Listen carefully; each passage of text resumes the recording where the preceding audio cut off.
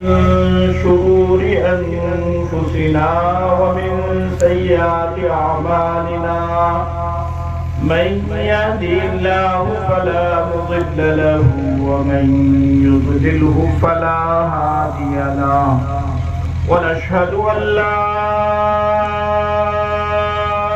إله إلا الله وحده لا شريك له ونشهد أن سيدنا ومولانا محمدا عبده ورسوله صلى الله تعالى عليه وعلى آله وأصحابه وبارك وسلم تسليما كثيرا أما بعد فأعوذ بالله من الشيطان الرجيم بسم الله الرحمن الرحيم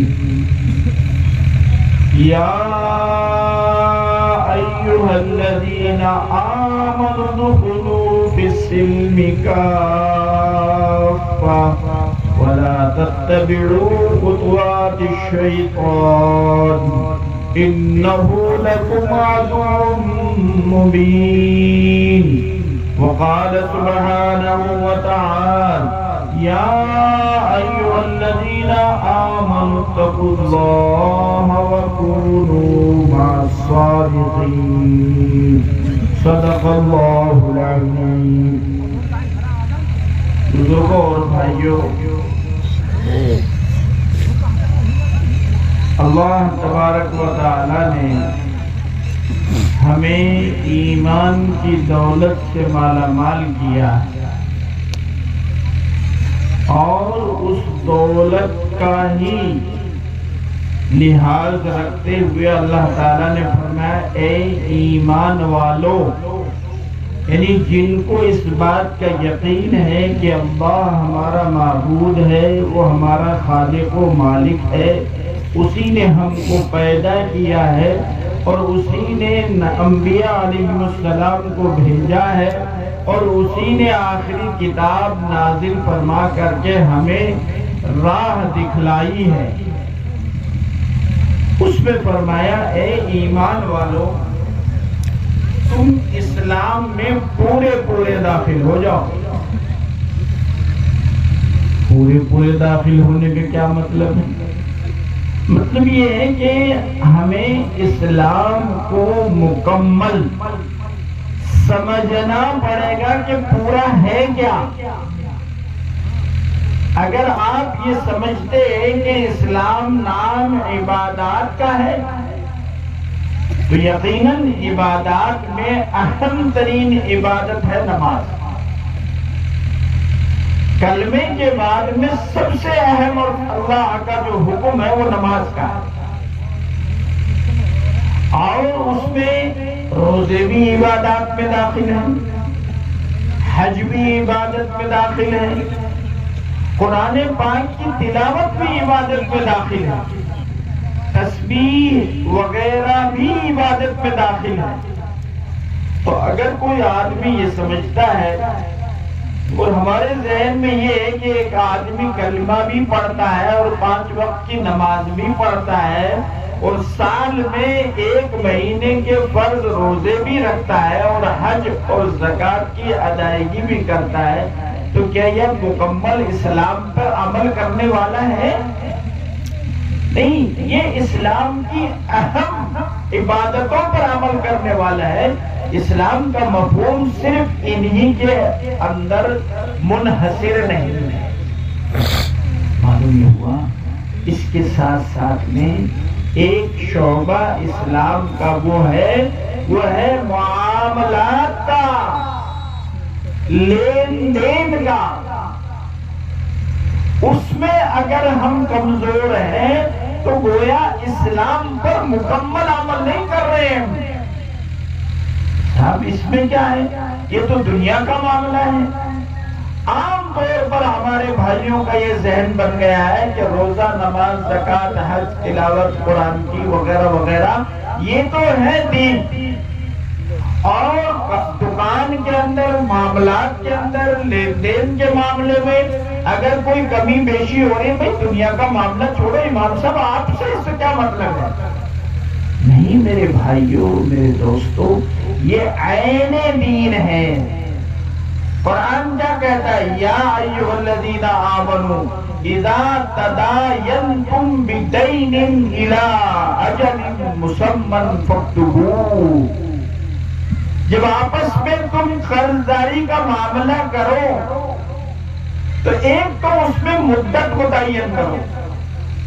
بتلاؤ، یہ اتنا بڑا مجمع ہے، اگر کوئی صاحب آپ سے 1,00,000 روپے آپ کا بھائی بھی ادھار لے اور آپ کا خالو اور چچا بھی آپ سے ادھار لے، اور آپ جا کر کے ایک کاغذ کا ورقہ لا کر کے نام لکھیں، چچا ابن فلاں کو آج تاریخ اتنے میں 1,00,000 روپے دے رہا ہوں، اور یہ 2 گواہ موجود ہے، وہ چچا لے لے گا 1,00,000 روپے؟ وہ کہے گا میری تو ہی کر دی تم نے، تو کیا میرے پہ اتنا بھی اعتبار نہیں ہے؟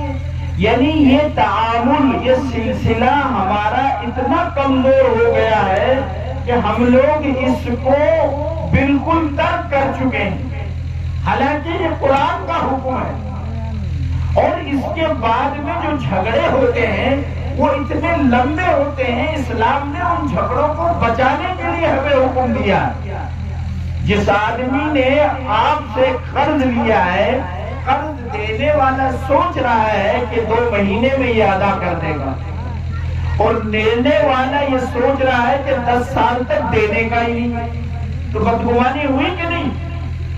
تو یہ قرض دینا ذریعہ بنا بدگمانی کا، اور بدگمانی گناہ ہے۔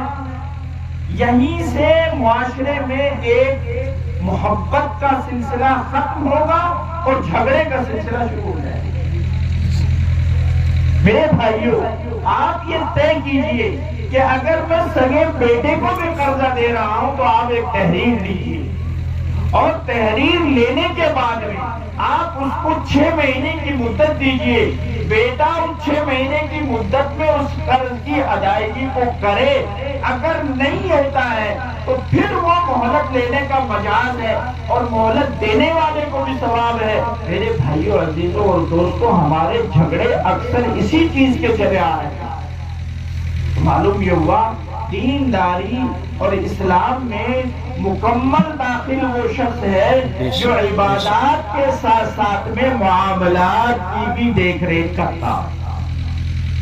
آج ہم نے یہ سمجھ لیا ہے کہ بھئی جو چاہیں، ابھی کس طرح کے معاملات ہو رہے ہیں، موبائل کے اوپر چیزیں آ رہی ہیں، اسی کے اوپر بیچ رہے ہیں، اسی کے اندر پتہ نہیں کیا کیا چیز کر رہے ہیں۔ معلوم ہوا ہے کہ طیب اور حلال کمائی ہمارے معاشرے میں نہیں آ رہی ہے، جس کی وجہ سے ہمارے ایمان کا جو ہے وہ کمزور ہونا لازمی نتیجہ ہے۔ اس لیے میرے بھائیوں، قرآن یہ کہتا ہے وَمَا خَلَقْتُ الْجِنَّ وَالْإِنسَ إِلَّا لِيَعْبُدُونَ، ہم نے انسان و جنات کو صرف اپنی عبادت ہی کے لیے پیدا کیا۔ اب بتائیے، اگر وہ اس کے علاوہ عبادت کا مفہوم اگر نماز، روزہ، زکوٰۃ، حج ہی کر لے تو یہ تو مقصد ہے ہی نہیں، اتنے پہ تو کام پورا نہیں ہوا۔ معلوم یہ ہوا کہ 24 گھنٹے کی زندگی کو ہمیں عبادت بنانا ہے، اور اس کو بنائیں گے جبھی یہ نماز تو لے کر کے 1.5 اور 2 گھنٹے کی ہے۔ تو اب یہ 24 گھنٹے کی عبادت جب بنے گی کہ جب آپ اپنی تجارت، اور یہ تجارت کے مسائل جب تک مارکیٹ میں رائج نہیں ہوں گے، کتابوں میں پڑھنے سے اور پڑھنے کے بعد میں طالب علم اس کو آگے بڑھا ہی نہیں رہا ہے، تو اس کے بعد میں قوم کے اندر وہ مسائل رائج نہیں ہوں گے۔ ہمارے دارالعلوم دیوبند کے قاری طیب صاحب رحمۃ اللہ علیہ نے لکھا ہے کہ اس زمانے میں میرٹھ شہر میں چاندی کی زری کی ٹوپی بنی جاتی تھی، بہت خوبصورت ہوتی تھی، اس میں چاندی کے تار لگائے جاتے تھے اور اس سے کڑھائی ہوا کرتی تھی، اور وہ چاندی زیادہ ہوتی تھی اس میں اور کپڑا کم ہوتا تھا۔ دارالعلوم دیوبند کے پڑھانے والے ایک استاد میرٹھ آئے اور ان دکاندار صاحب سے جو زری کی ٹوپی بناتے تھے ان سے کہا کہ حاجی صاحب مجھے ایک ٹوپی دے دیجئے۔ حاجی صاحب نے قیمت بتائی، کہنے لگے حاجی صاحب میرے پاس اتنی تو نہیں ہے، یہ اتنے پیسے آپ رکھ لیجئے اور بعد میں جب مجھے تنخواہ ملے گی تو باقی 100 روپے میں بعد میں دے دوں گا۔ کہنے لگے مولانا صاحب آپ تو دارالعلوم میں پڑھاتے ہیں، یہ چاندی اس میں زیادہ ہے تو اس ٹوپی کا حکم چاندی کے حکم کا ہے، اور چاندی اور سونا یدم بیدن ہے، ہاتھ در ہاتھ نقد در نقد ہے، اس میں ادھار اگر آپ کریں گے تو سود ہو جائے گا۔ تو وہ مولانا صاحب ایک دم سے لیکن بالکل صحیح فرمایا آپ نے، تو پھر میں ایسا کروں گا جب مجھے تنخواہ ملے گی تو تب میں اس وقت لے لوں گا۔ وہ حاجی صاحب چونکہ علماء سے تربیت یافتہ تھے، فرمایا حضرت ایسا کیجئے آپ مجھ سے 100 روپے ادھار لے لیجئے، مجھ سے 100 روپے ادھار لے کر کے اس ٹوپی کی قیمت آپ مجھے نقد دے دیجئے، میرے 100 روپے آپ اپنے تنخواہ پر بھیجیے، جائز بھی ہو جائے گا، آپ کی ضرورت بھی پوری ہو جائے گی۔ تو آپ اور ہم اپنے آپ کیوں حل کرتے ہیں اپنے معاملات کو؟ ہر جگہ چپے چپے پر اہل علم علماء موجود ہیں، اور آج تو اتنی سہولت ہے، یہ موبائل ہے، آپ فوراً کہیں بھی بڑے سے بڑے مفتی سے، بڑے سے بڑے عالم دین سے آپ پوچھ کر کے اپنے موجودہ مسئلے کو حل کر سکتے ہیں۔ لیکن آپ اپنے اندر جذبہ تو پیدا کیجیے، لیکن یہ جذبہ جب ہوگا کہ جب آپ اپنی دنیا داری کے معاملے کو عین دین سمجھیں گے، اور قرآن و حدیث اسی کے اوپر ہے، تو معلوم یہ ہوا ادخلوا فی السلم کافہ، اسلام میں پورے داخل ہو جاؤ۔ اس کے اندر عبادات کے ساتھ ساتھ میں معاملات کا معاملہ بھی